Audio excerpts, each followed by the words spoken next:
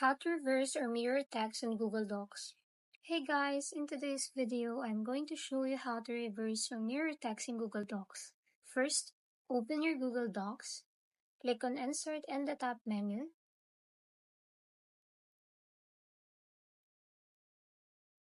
then hover over Drawing and select View. In the Drawing window, click Actions, then select Word Art. Type the text you want to reverse. For example, I am typing box. After you type it, click on your word art to select it. Now grab the right side of the text box and drag it over to the left.